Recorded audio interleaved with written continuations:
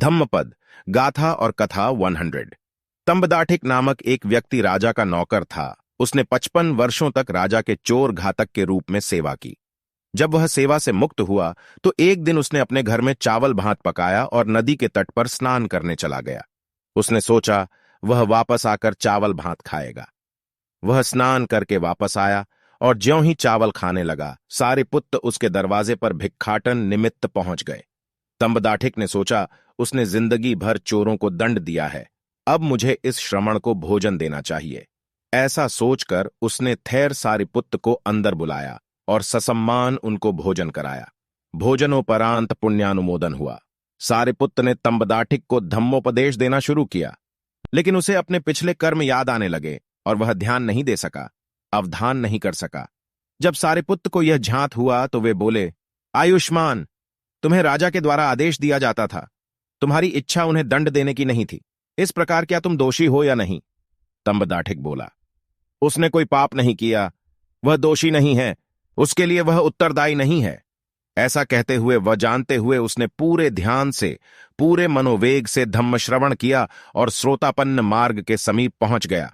पुण्यानुमोदन के बाद सारिपुत्त वापस विहार रवाना हुए।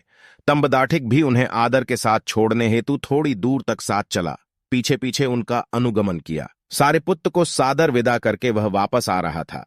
रास्ते में एक गाय के द्वारा उसकी मृत्यु हो गई। भिक्षुओं को इसकी जानकारी होने पर उन्होंने भगवान बुद्ध से पूछा कि तंबदाठिक की क्या गति हुई। इस पर भगवान ने बताया कि वह जीवन भर अशुभ कर्म में रत रहा है, परंतु उसने सारिपुत्त के मुख से धम्म को जाना है और अनुलोम ज्ञान तक पहुंचा है, अतः उसका तुसित लोक में पुनर्भव होगा।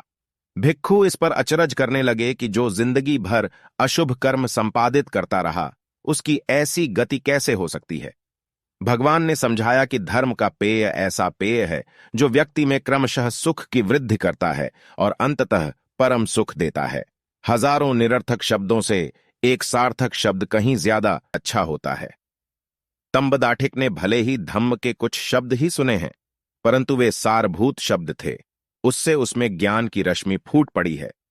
तथागत बोले, मनुष्य के मन और मस्तिष्क में कई बार एक शब्द ही ऐसी छाप छोड़ जाता है कि उसकी जिंदगी ही बदल जाती है। उसे कितने ही उपदेश देते हैं, पुस्तकें पढ़ते हैं, व्याख्या सुनते हैं, परंतु उसकी अंतर्दृष्टि के पटल नहीं खुलते हैं। परंतु कई बार एक सार्थक शब्द सुनते ही उसके सारे बंधन टूट जाते हैं, उसे अंतर्दृष्टि मिल जाती है, वह कृतकृत्य हो जाता है, धन्य हो जाता है।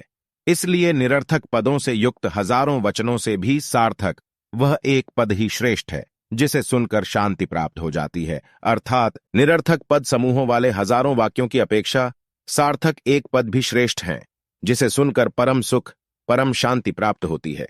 ऐसा कहते हुए भगवान ने यह गाथा कही, सहस्सम्पि चे वाचा अनर्थपद संहिता एक अर्थपदम सेयो यम सुथवा उपसम्मति। अर्थात व्यर्थ के पदों से युक्त हजार वचन से भी सार्थक एक पद श्रेष्ठ है, जिसे सुनकर मन उपशांत हो जाता है।